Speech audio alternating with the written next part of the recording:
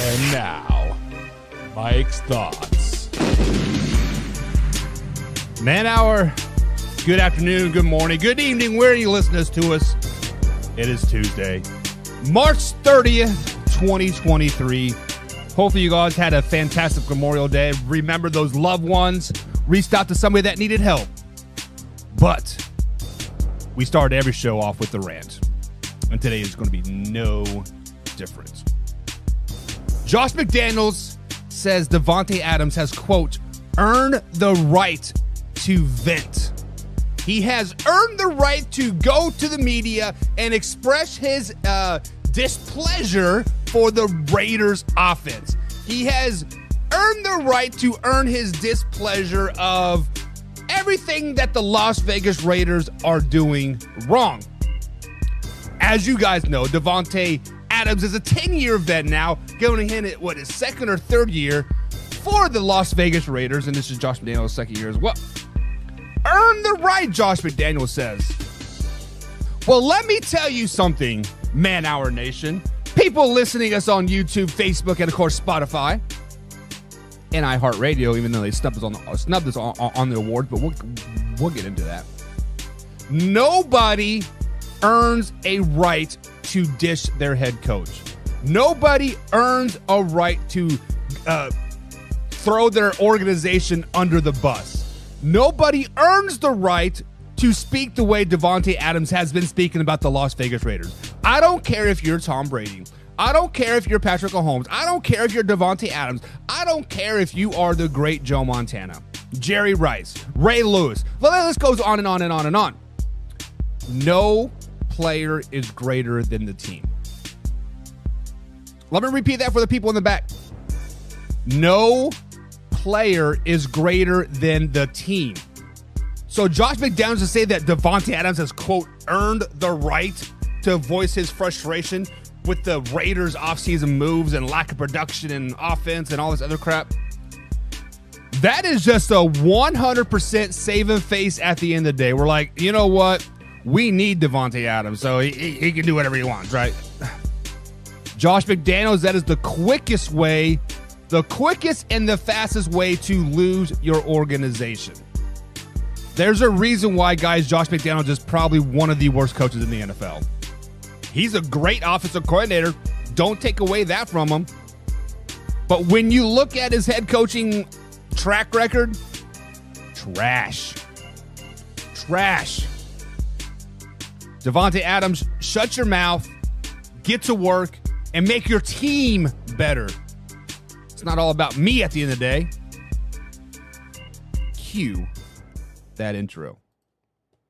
Are you ready for the best damn radio show on the planet? Man Hour Nation, rise up.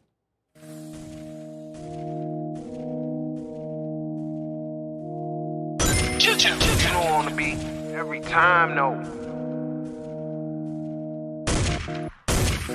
I would like to personally welcome you to Man Hour After Dark. Say that thing. While I bring you the host, Mike, Buck, and Cone. You know who's coming to the stage. Sports talk than what you about to hear right here. I second that. Go.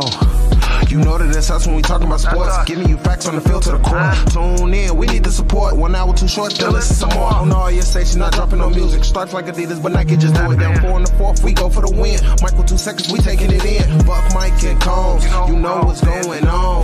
Man, now we're After Dark, no LA, we the big spark. No 4th and inches won't cut you short. Got the best talking, it's all sports. Buzzing more than buzzer beaters. We coming live all through your speakers, go. And what is up, Man Hour Nation? Michael Buckhatcher here with the Man Hour. Should head to manhourradio.com. Check out the merchandise page. Look at the blog section as well. If you guys, this is a live interactive show every Monday through Friday, 2 p.m. East Coast time, right here at youtube.com and, of course, facebook.com/Man Hour Sports, guys. Be sure to subscribe, hit that bell icon. You get all the clips. You get all the live footage. And if you are a subscriber, if you are a member, you get hour number 3, which is just me just hanging out with you guys, BSing on the way to work, having a good time. You get the after hour show, which is, wrap things up, maybe a topic here or two, maybe a special guest. You never know. Got to be a member, got to be a subscriber to find out.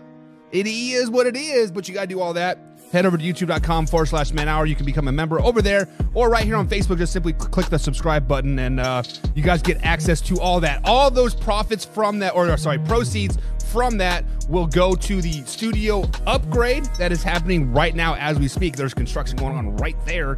I'm building a wall right there. New cameras, new green screen. Things are happening. And once we, meet that budget, everything else from that will go to the Kalahari Project, which is a suicide prevention project here. Take away 2022 merch as well. All the proceeds go to the Kalahari Project for that as well. With it being Memorial Day weekend, obviously it's past, but, it is definitely a very time to look out for those people, especially those military people that have suffered losses, such as, very near and dear to our heart here. We do got a good show for you guys live today. It is Tuesday. We're going to jump into some way or no way. We're going to talk about DeAndre Hopkins being released from the Arizona Cardinals. Juan Thornhill and Za'Darius Smith is promising a Super Bowl ring to Cleveland. What? Chris Godwin says he's 100% and ready to come back. LeVeon Bell regrets his petty breakup with the Steelers. And George Pickens says he's going to be a Pro Bowler in year number 2. We got my man Arthur Brown jumping in there. He says, let's go Heat. Guys, the Miami Heat finally won a game. They won one out of the last 4. Congratulations to making it to the NBA Finals. Guys, I thought the Heat were going to give it away. No. I was like, man, they're up 3-0. They're going home, man. It is a wrap, baby. It's a wrap, right? But shit. They made it interesting. Celtics and Heat, great series if you guys are NBA fans at all. I'm a playoff NBA like NBA fan. Regular season NBA fan, get that crap out of here. I don't like it. I think it's stupid. I think they play way too many games in the regular season, much like Major League Baseball plays way too many games in the regular season. But I'm a playoff NBA fan. Is that a fair weather fan? Sure. But Arthur, I was rooting for your Heat as well. My man Tyler Hero plays for them. Then you got Bam. Jimmy Butler, man, that team is really, really good. I'm really glad they pulled it out against the Celtics. As anything Boston, anything green, poop on that. But guys, I am glad you guys are back here for the Tuesday edition of Man Hour. We were off Thursday, Friday, Saturday, Sunday, Monday. We were off 5 days, a nice little vacation for me and the fam. But it wasn't really vacation. We went down to Nashville and we were at the iHeart Podcast Awards, and the Man Hour was nominated for quite a few awards out there for the best NFL podcast, best comedy podcast. I guess people think I'm funny, and there were some other things that we were nominated for, but we didn't have any right being in that division. Let's just be honest about it. But unfortunately, we did not take home any awards this season. Last year, we did take home the new the best upcoming NFL show. So that was good for last year, but obviously I guess we plateaued a little bit, or maybe gone down a little bit. I don't know. We'll figure it out. That's why I'm tinkering with some things on the guys. I'm really excited about the new studio upgrades that we're doing. Hopefully you guys enjoy it as well. If you are a member, I'll give you a little sneak peek. Probably starting next week. Like everything should start to look a lot better. And right now the garage is just a mess. I got like studs showing. It is what it is. Mama Buck's in the chat as well. What's up, Mama? She says, I love you, son. I love you too, Mama. I love you too. Send me a text. Always watching the show. But guys, let's get into some new news, some NFL roundup from the last weekend or so. Tony Jefferson is retiring from the NFL after 10 seasons. And will join the Ravens as a scout intern this summer. Tony Jefferson was the safety for the Baltimore Ravens for the last 5 or 6 seasons. He was really underrated, I think. Like in the end, Browns wide receiver Isaiah Weston has been placed on injury reserve / retirement list. Hello, DeAndre Hopkins. Welcome home, right? Well, we will talk about that. Dallas Cowboys running back Tony Pollard has bend able to participate in reduced tempo OTA schedule per Mike Riccardi this weekend. As you guys remember, Tony Pollard did suffer a fibula fracture in January's playoff loss versus the San Francisco 49ers. Denver Broncos running back Javavion Williams, ACL, was working on a limited capacity during OTAs and was seen cutting and running routes during individual drills. Good thing for him. Also for the Denver Broncos, wide receiver Jerry Jeudy collided with cornerback Jaquan McMillan during team period, and they were both limping off the field and sitting out for the rest of the practice. Jerry Jeudy has been placed with a thigh bruise, Coach Sean Payton said Wednesday. Palmer also added that Payton did not seem too concerned about the injury. So hopefully the Denver Broncos fans, your guy is A-OK. The Detroit Lions trade kicker Riley Patterson has been acquired via trade from the Jacksonville Jaguars for a 2026 conditional seventh round pick. And the Detroit Lions also cut wide receiver Keontae Thompson. More trades. Jacksonville Jaguars, we are talking about that. Las Vegas quarterback Jimmy Garoppolo underwent a cleanup procedure on his foot after signing with the Raiders in March. It's just now coming out. It's coming out because Jimmy G had to sign a waiver saying that he was good to go and wouldn't sue the team for his failed physical. Think about that. New York Patriots linebacker Raekwon McMillan was placed on injury reserve. New York Jets signed wide receiver Jerome Cap. That's kind of dumb. They also have their defensive back, Eckles, has been suspended for the first game of the 2023 regular season due to the NFL personal conduct thing. Pittsburgh Steelers signed wide receiver Corey Crest. And Titans signed Tajee Spears, the 2023 third-round pick, to his rookie deal. That is good news for the Tennessee Titans because Derrick Henry might be a little over the hill. Might be over the hill. Is he? I don't know. We'll talk about that later in the week as well. But, guys, it is time to get into some way or no way. Flip the old page here. What? Okay. My bad. I'm just a little rusty. You know, you're off for like 5 days and you're like, damn, what's going on? All right, guys. So let's get into some way or no way. If you guys are new here, way or no way is very, very simple. We've been sprinkling a little bit of questions out there on the old interwebs the last couple days, and basically it's like saying this is a statement, and we want to go, is this the true statement, or is this is factually incorrect statement? So simply way or no way. So guys, we are going to start the show off with DeAndre Hopkins. DeAndre Hopkins has officially been released by the Arizona Cardinals over Memorial Day weekend. I think it was actually Friday when he got released. After, teams were interested in trading for him and doing a little bit of this and doing a little bit of that, he was officially been released. So the question that we're going to ask is, way or no way, does DeAndre Hopkins instantly make any team he joins a playoff caliber team? And if that team is a caliber playoff team, are they a Super Bowl contending team? So there have been rumors. Oh, there's glitter down there. There's been rumors that they're like the 3 or 4 front runners to get DeAndre Hopkins are the Kansas City Chiefs, the Baltimore Ravens, the Buffalo Bills, and now the Detroit Lions are kind of coming out of left field as well.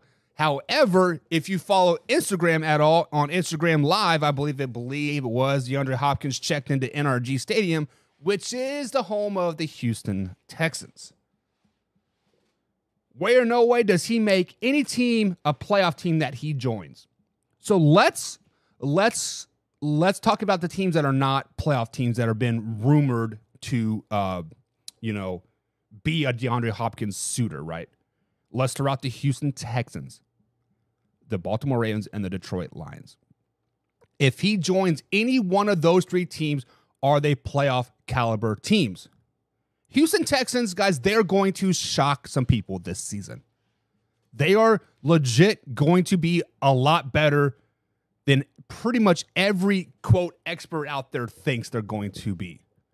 CJ Stroud is going to be a really good quarterback this season. Whether he sits first game or not, he is going to be a really good quarterback this season. He's going to lead the Texans to at least 7 to 8 wins.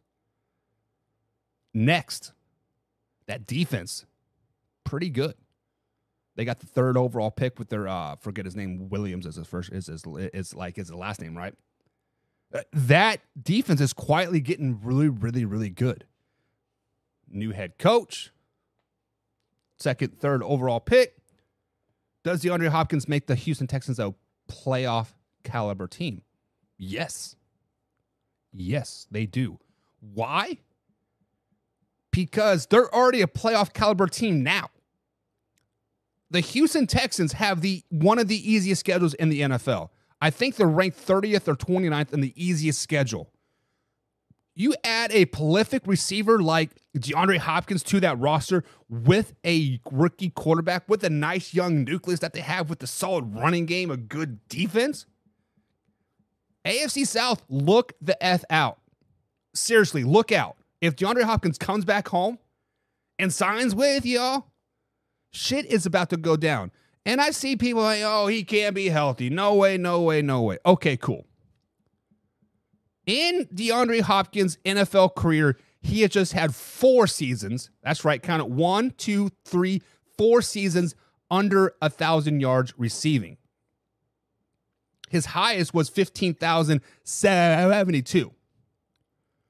He is the best receiver in the NFL. Now, but say, oh, Buck, he gets the ball all the time. He's getting 100, 150 catches every season. Shut up. False. He has 4 seasons. That's right. Count it. 1, 2, 3, 4. Over 90 catches in a season. He is averaging only 70 to 75 catches a season with like 11 plus 100 yards in those seasons. Those 4 seasons that he didn't break 1,000 yards, he had some of his most catches. It is what it is. Does he go to Houston? Probably not. I think he wants a little bit easier job. Baltimore Ravens. First of all, I don't think he goes to the Baltimore Ravens at all. I think that is just a complete asinine statement to even think he would want to go to the Baltimore Ravens, but would he make them a playoff caliber team? No way.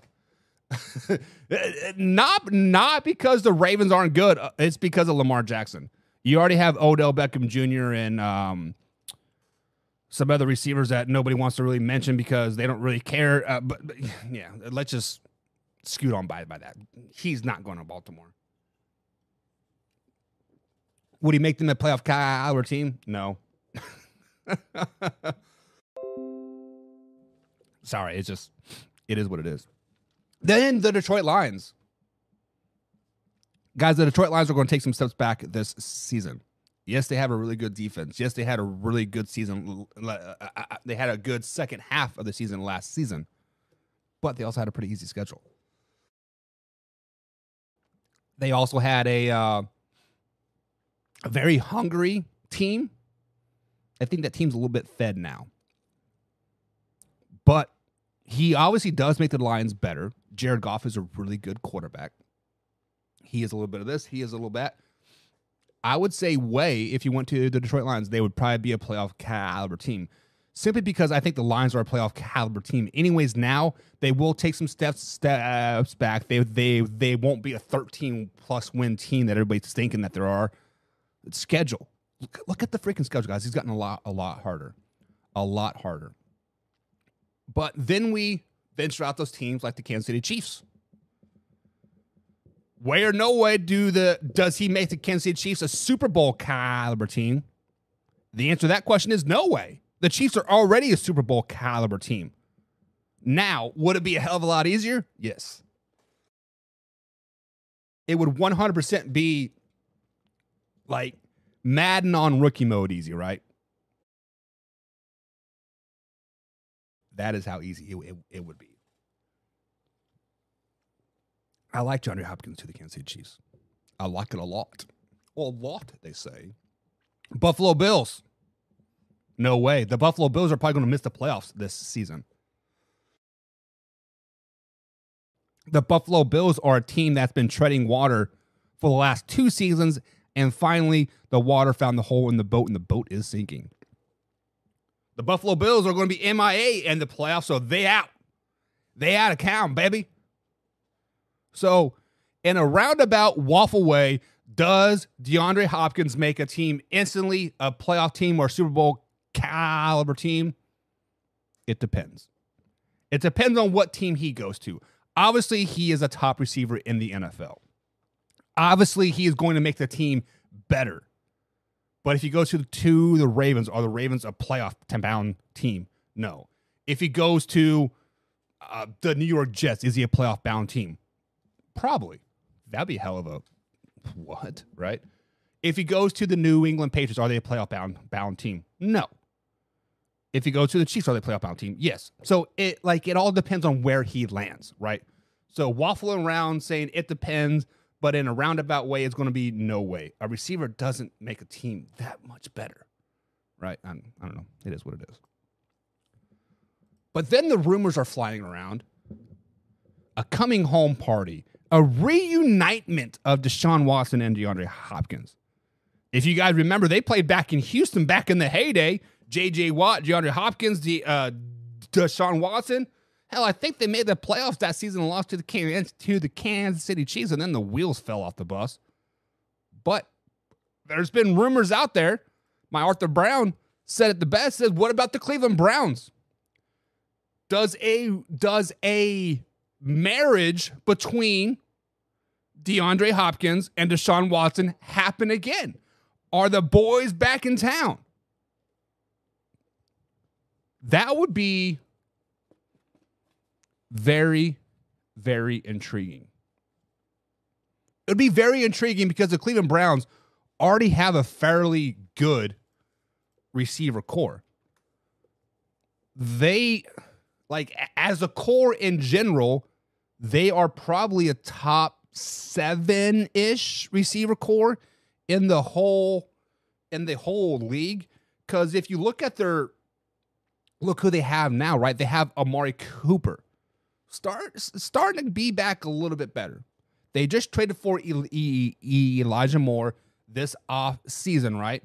They still have Donovan Peoples-Jones, and then you would add a DeAndre Hopkins to that. Who would be the odd man out? It'd probably be Elijah Moore, too, we'll be honest. But let's not forget, they signed Marquise Godwin as well. They still have Nick Chubb. Guys, if DeAndre Hopkins goes to the Cleveland Browns on paper are the best team in the AFC. On paper, they are the Super Bowl favorites. On paper, they would probably go 17-0. But the games are not played on paper. The games are played between the white lines.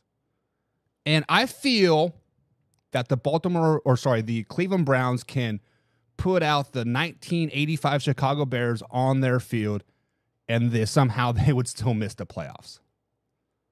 Now, DeAndre Hopkins obviously makes them a playoff-bound team. I would put them as division winners if DeAndre Hopkins goes to that team. But Super Bowl, no. No Super Bowl for the Cleveland Browns and DeAndre Hopkins if that happens. They'll be a really good team to watch. They'll be a 13-win team. 14-win team. They'll be really, really, really good. But you still have the Kansas City Chiefs. But you still have the Miami Dolphins. But you still have what other AFC teams get in there? Chargers, Bills, Texans. But yeah, I mean, Arthur, I do like where your head is at. I do like DeAndre Hopkins and Deshaun Watson. See what they can really do, right? But if DeAndre Hopkins entering his 10th, I think it's his 7th year in the NFL, right? Do you want to really go to Cleveland? If you had a choice, do you really want to go to Cleveland? If you had a choice to go to any team in the NFL, would Cleveland Browns be your number one choice? I'm going to answer that for you. The question is no. If I'm DeAndre Hopkins, I want to go to the Buffalo Bills. I want to go to the Kansas City Chiefs. I want to go to the San Francisco 49ers. I want to go to the Detroit Lions. Who wants to go to Cleveland? Let's just be honest. Who wants to go to Cleveland? Very, very few people want to go to Cleveland, but Juan Thornhill and Jadarius Smith wanted to go to Cleveland, and that's exactly where they ended up. And during OTAs, they said, and I quote, "We are bringing a Super Bowl to Cleveland." So way or no way are the Cleveland Browns going to be a Super Bowl caliber team this season.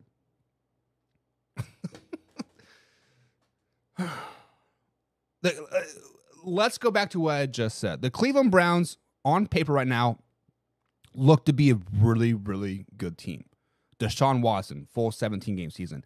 Nick Chubb. However, I'm worried about the running game because Kareem Hunt is no longer there. They do have a Jerome Ford. I don't know much about him, but what made Cleveland so great was the 1-2 punch. Pop, pop, pop, pop, right? Kareem Hunt, you guys, Cleveland Browns, you guys better get him back on the roster ASAP to relieve Nick Chubb. Then we look at the receiving core, like Amari Cooper, Elijah Moore, Donovan Peoples-Jones, really, really good receiver core. Like I said, probably a top 7 core in the whole league. But then we look at that defense. This defense is where the money is made. Juan Thornhill, I'm pretty pissed off that the Kansas City Chiefs let him go, but it is like it is what it is, right?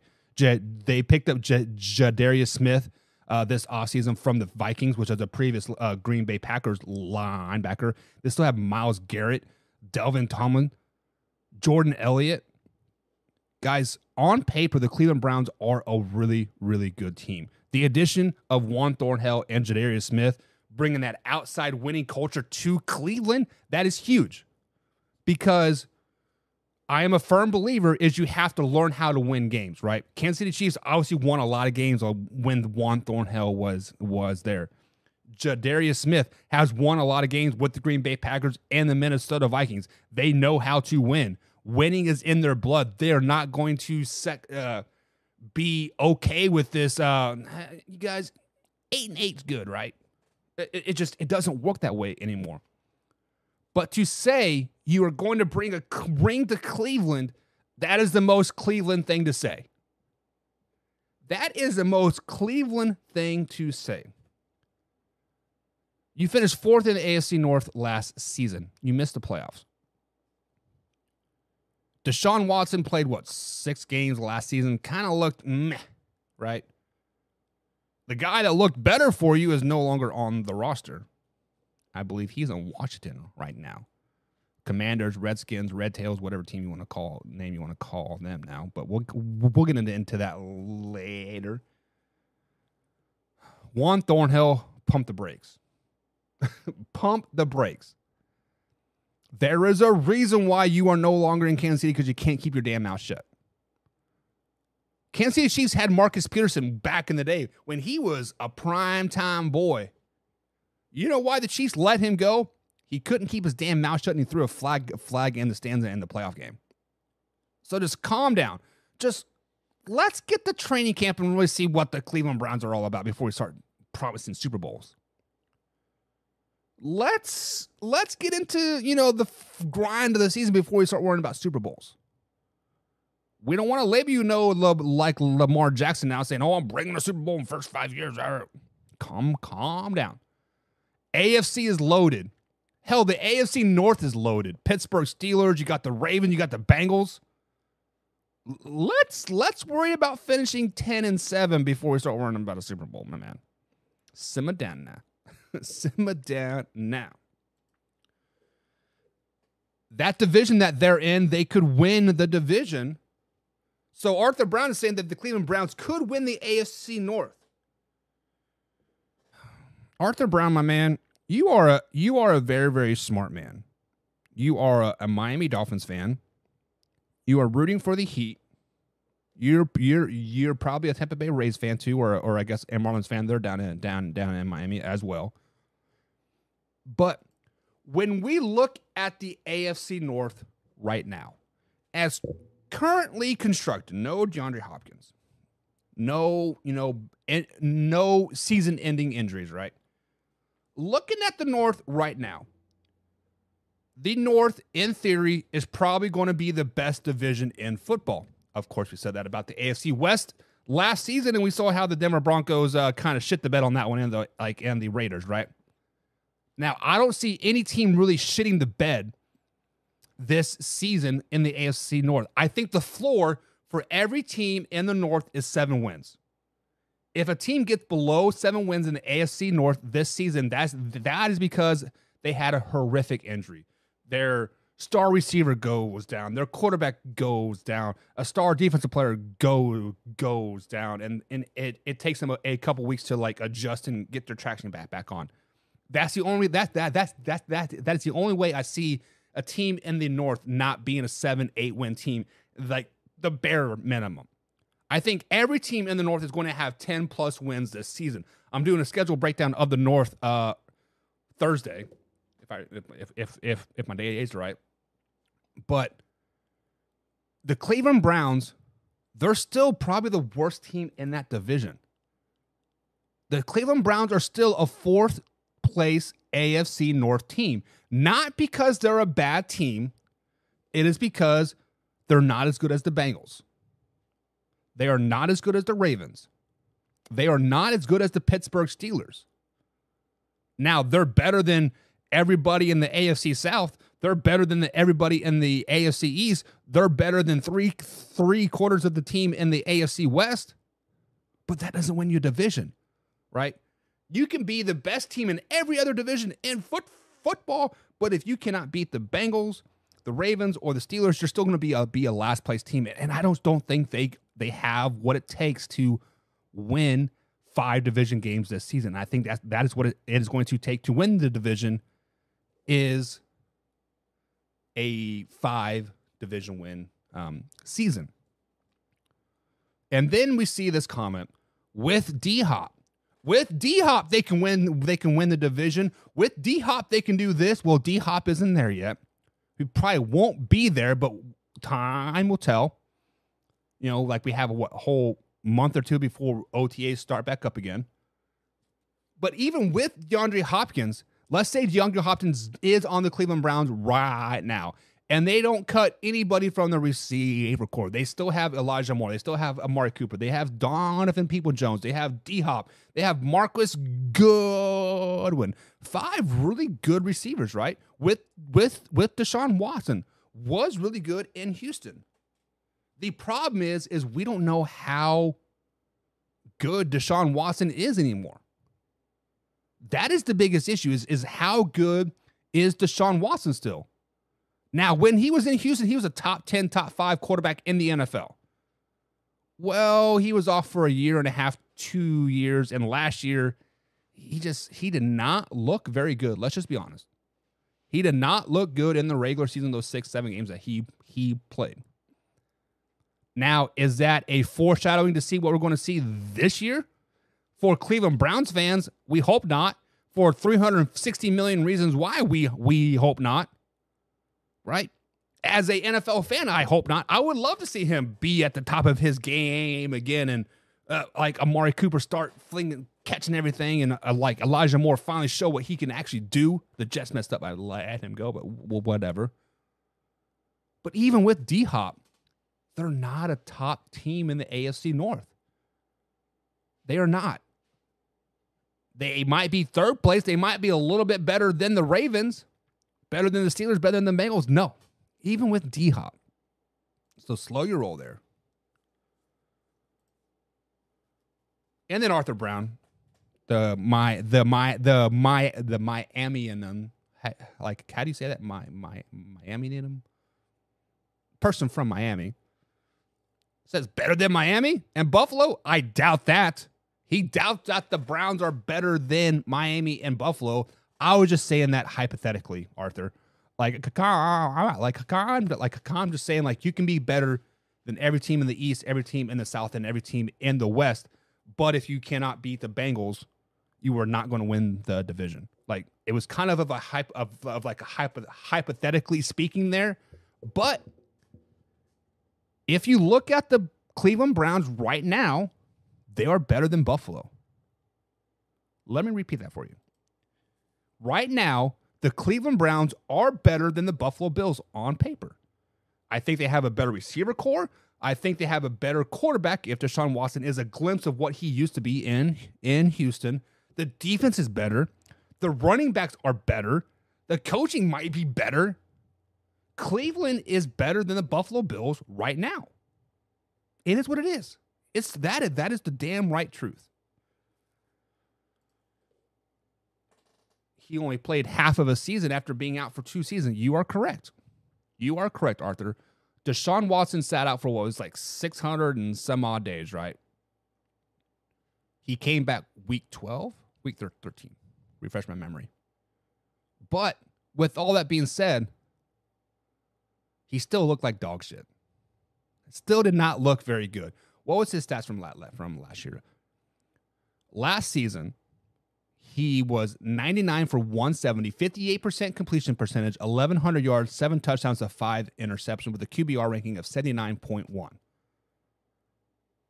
79.1. Clearly the worst QBR of his entire season. Or sorry, his entire career.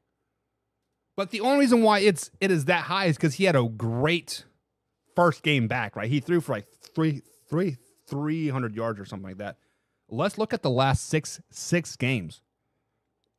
When he played the Cincinnati Bengals in a loss 23-10, he was 26 for 42, 276 yards with a QBR of 60.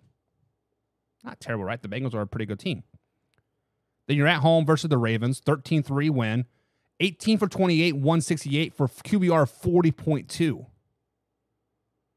Christmas Eve, they're back at home versus the Saints with a loss, 17-10. He went 15 for 31, 135 yards with a QBR ranking of 22.8. Then they traveled to Washington, the capital of the United States of America. Washington Commanders. They won that game 24-10. He was 9 for 18 with a QBR of 33.7, threw for 169 yards. Now, this was a Washington team that was fighting for the playoff lights. It was a huge win, right? I don't remember the conditions of that game by whatsoever, but 9 for 18, a QBR of 33.7, not very good. How about this? The last game of the season didn't matter anything for anybody. They lost 28-14. He was 19 for 29, 230 yards for the QBR of 40.4. Now, you can say, oh, he sat for 2 years. The rust was built up, yada, yada, yada. Those are the last 5 games of the NFL season. He played 3 to 4 games previous from that. Comment says, Buck, being out for 2 years is a long time for a QB. Being out for 2 years period is long for anybody. But, Arthur Brown, it is like riding a bike. The first game is going to be rough. You are going to make some misguided speed reads because obviously the game's a little bit faster than from preseason into practice, and you can scrimmage all you want, but the game speed is just a little bit faster, right? But after game 2, game 3, that rush should have been wore off a little bit. It should have been like riding a bike. It should have just been like, oh, this is easy. It was easy because the Browns weren't playing for anything. They were out of the playoff hunt. They were playing pretty much teams that were either locked into the playoffs or already, or they were just games that didn't mean anything. Almost like being a rookie taking your first snap. You are correct. Deshaun Watson first game back would have been like a rookie taking his first snap. I will give you that. One sheet of Bounty versus I will give you that. Ordinary brand. What I won't give you is game 2, game 3, game 4, game 5, game 6, or game 7. Once you pass that first game, hell, even the second game, the rust is starting to wear off. And it's not like he didn't play games previously. He played in the preseason. He played, 3 of the 4 preseason games fully. Plus he was practicing and all that other stuff. But of course, excuses, right? But we will see what Deshaun Watson is this season. I'm I'm pretty intrigued to see what he is going to do this season. Is he going to have a good season? I'm curious about it. Moving on. Chris Godwin says he feels explosive after coming back from ACL injury last season. As you guys know, Chris Godwin is the number 2 receiver, possibly number 1, depending who you talk to, for the Tampa Bay Buccaneers. So way or no way, the Tampa Bay Buccaneers need Chris Godwin to be 100% to make the playoffs this season. Guys, Chris Godwin is a really underrated receiver. Now, did Tom Brady make Chris Godwin? Maybe. He has had his 3 of his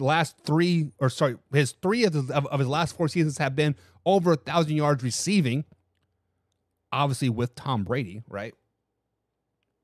Now, way or no way do the Bucs need him to be 100% to make the playoffs? This is a way. This is 150,000% way. Chris Godwin is the most underrated receiver in the NFL. On any other team, Chris Godwin would probably be a number 1 receiver. But he's behind Mike Evans, which is a top 5 receiver in the league, right? Chris Godwin is that guy. He is a perfect number 2. He's a perfect unsung hero. He catches the ball most of the time. But yes, guys, the Tampa Bay Buccaneers, Baker Mayfield, Mike Evans needs Chris Godwin.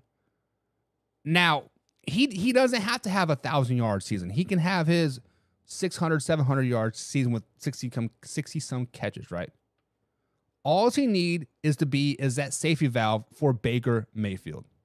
Mike Evans is going to be the guy on the team. No doubt about it.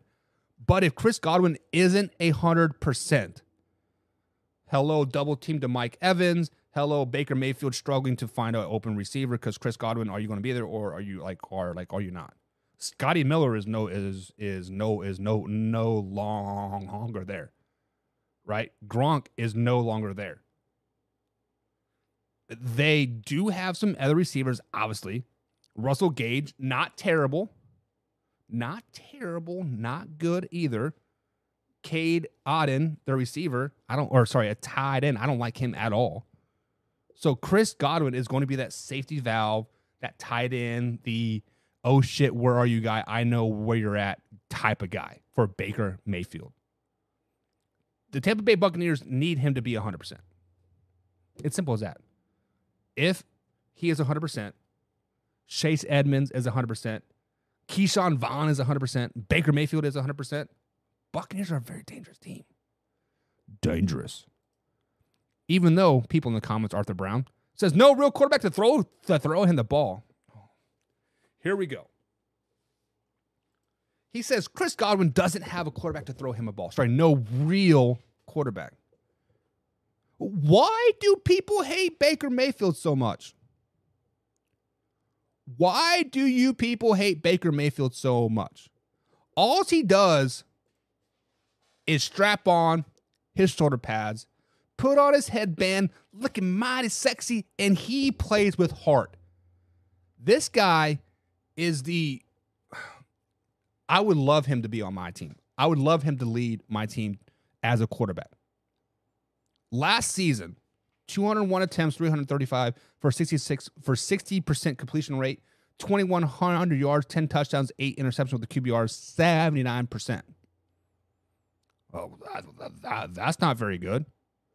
Well, he played for the Carolina Panthers team that was basically trying to tank to lose, or they were trying to tank to get the first overall pick to replace him. He said, hold my beer, we're going to win these games. And when he started winning games, they cut him. Then he went to the LA Rams where they were playing the grocery bag boys because everybody on that roster was injured. And he won them a couple games. He beat the Raiders. He beat the Broncos. Division, really, really good teams. Let's not forget that he led the Cleveland Browns to the playoffs for the first time in 20-plus years, right? Well, since the 80s or whatever it was. Sure, that might 30-plus years. Damn, I'm getting old. With a torn labrum. Arthur, people in the chat, in general, have you ever had a torn labrum? I tore this labrum. I played with it, but I couldn't lift the motherfucker up to here. He was throwing the ball down the field. He was a quarterback thrown with a torn labrum. Like, I'm no pansy, but I couldn't get my shoulder up past like 80 degrees. Is that about 80 degrees? Hell, like now it's fully healed. Like 10 years later, I can only get up to like right here. Like, Baker Mayfield's a dog. He is a dog. If you take a picture of his chest, he is going to have that pit bull in him, baby. He is. Tampa Bay Buccaneers is exactly the quarterback that they needed. Baker Mayfield is the quarterback the Tampa Bay Buccaneers needed. Hell, and if you want a real quarterback, they got Kyle Trask too. Kyle Trask is probably one of the most underrated quarterbacks from that class. 3 years ago, right? He was a second-round pick for the Tampa Bay Buccaneers. Oh, shoot, when was that? Was that 2020 or 2021? I think he will be the best quarterback out of that class. It is 2021. Thank you. Out of that 2021 class, he will be the best quarterback. So simmer down now. There's no real quarterback to throw to. Come on, man. Come on, man. There's no heart. There's no lovable losers. There's no LeVeon Bell. LeVeon Bell has come out in a podcast and said he, quote, regrets the way he regrets the pettiness he. Let me restart that. The words are getting all tangled in my mouth hole. LeVeon Bell regrets the petty way he left the Steelers a couple years ago. LeVeon Bell says he regrets the petty way he left the Pittsburgh Steelers. Way or no way does LeVeon Bell truly regret the way he left the Pittsburgh Steelers? As you guys know, LeVeon Bell decided to basically say, Pittsburgh, pay me or I'm not going to play. Well, Pittsburgh Steelers did not pay him, and the New York Football Jets ended up paying him a pretty hefty bag to come to New York and run the ball like 6 times and never play again. Then he went to the Kansas City Chiefs. Yeah, I think he won a Super Bowl with them. Didn't really do a whole lot, but he got a Super Bowl ring. So way or no way is LeVeon Bell really, does he really regret the way he left Pittsburgh? The only reason why he, quote, regrets it is because he was never a top running back in the league or on the team after he left Pittsburgh. The only reason why he regrets it is because nobody remembers his name. If he would have stayed in Steelers, he could have been one of the greatest running backs of all time. But for whatever reason, when he took that year and a half off and went to New York, age caught up to him really fast in NFL life, and he was just never the guy. Whether it was injuries, whether it was just age, whether it was just the system.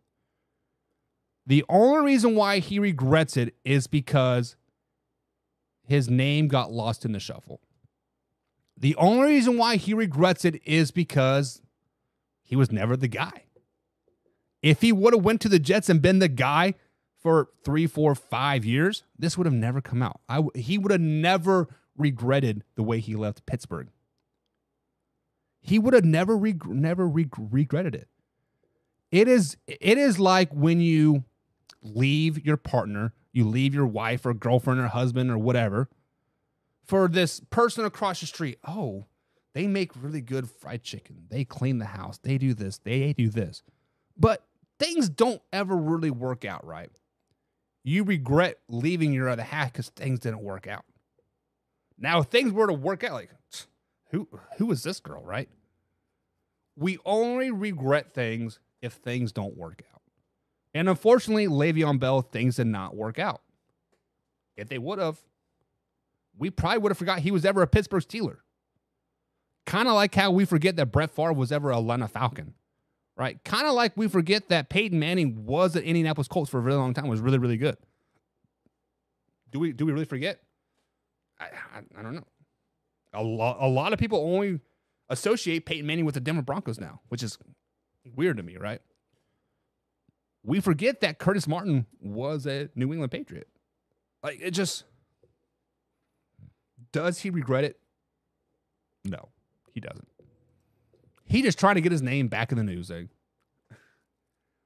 He was a dog in Pittsburgh, and after leaving, his career went to crap. He pissed me off in Pittsburgh. Not because he wasn't great or like anything. The way he ran the ball, I was like, how is this guy like sitting in the backfield, just standing there looking for a hole, looking, and like nobody's getting to him? I'm like, it irritated the piss out of me. I'm like, as a defensive coordinator, I'm like, he's standing right there, go get his ass. And then all of a sudden he's up the field for like 80 yards. Like, what? Yeah, he was really, really good. Pittsburgh and Big Ben were perfect for him. Yes, exactly was. Didn't Le'Veon Bell go to like Eastern Michigan or something like that? No, that was that was Antonio Brown. I can't remember where Le'Veon Bell went, but yeah. Pittsburgh are built for players like Antonio Brown, like Le'Veon Bell. Like, they keep them in check, you know? And when you go to a different team, I guess you get a chance to like spread your wings, and all of a sudden you become like this terrible guy, this terrible player. What are we overlooking like how great of an organization, how great coaching staff, just like how great culture Pittsburgh is for some of these players? Because let's look at players like Antonio Brown. Yes, you can say maybe he has CET now, right? But once he left Pittsburgh, he was never a dog again. He was never that guy. Chase Claypool, pretty good in Pittsburgh. What do for you in Chicago? I mean, obviously the jury's still out a little bit on that, but doesn't really do well. Le'Veon Bell, a dog in Pittsburgh. Probably the best running back in the NFL during his tenure in Pittsburgh. Goes to the Jets. Shit. Goes to the Chiefs. Hell, he was a practice squad player over half of the season. I think he was activated there in the Super Bowl, and that's about it. Just, there are certain organizations that are certain fit for certain players, and I think if a player has an ego, I think if a player has like kind of the me mentality, you go to Pittsburgh and they'll straighten you out real quick. We've heard about the Patriot way and like all that crap. Guys, let's start talking about the Steeler way. Let's start talking about the Mike Tomlin way. This guy doesn't have a losing record as a coach. Pittsburgh Steelers might be the best organization, the best culture, the best well-coached team in the NFL in the last 20 years. Ever since the Cordell Stewart and Jerome Bettis days, this is a top-notch. Like, how can you hate the Pittsburgh Steelers? Like, legit, like, how can you hate a team like the Pittsburgh Steelers? It's just crazy to me. I don't know. It is what it is. Toxic comment of the day. Toxic comment of the day. Guys, we get hundreds upon hundreds, even 1,000 comments, likes, and shares on our Facebook page every day. So much to where, like, sometimes I can't keep up with it. Actually, like, right now, like, I was disconnected for, like, 5 days, and I woke to, like, 10,000 notifications. Like, what in the world is going on, right? But there are always some comments that kind of just, like, poke out at us. Kind of like, what is this person talking about? And that is exactly what we're going to talk about today. Today's toxic comment of the day is right here on the screen. We posted or we shared this from CBS Sports, and is the most division titles since the NFL merger. First of all, people are like, oh, Dallas Cowboys have 25, whatever. Yeah. Well, They may have previously from the merger previous to 1965, but I personally only like to do stuff from like 1995 and on, when the Jaguars and the Panthers joined the league. This list would look a hell of a lot different if you did it from 1995 on. But this toxic comment, well, let me know if you guys think this comment is toxic or not. This person, it was referring to this post, the most division titles winners since the merger via CBS Sports, says, so what's that mean? Steelers and Packers have the most Super Bowls than everyone on this list except for the cheating New England Patriots. And they got a long way to go before they catch Pittsburgh. So let me ask you guys this question. First of all, is this comment toxic or not? Basically, this person was jabbing at the New England Patriots because of their 2 of their 6 Super Bowls that they won since 2000. They were cheating. You got the Deflate Gate, you got the Spy Gate, you got whatever happened this OTA. I didn't even read into that. I was like, as soon as I saw it, I'm like, I'm not even going to worry about that. But let me ask you guys this question. Are you going to take away Super Bowl titles from the New England Patriots because there's controversy surrounding Deflate Gate, Spy Gate, whatever else gate you want to call? Guys, we just talked about the Pittsburgh Steelers. The New England Patriots are a staple of a great organization. You can call it the Bill Belichick way. You can call it the Tom Brady way. Whatever you want, they have been really, really good for a really, really long time. 21 division championships since the merger, since 1965. If you look at the AFC East, the next team close to them is the Miami Dolphins with 13.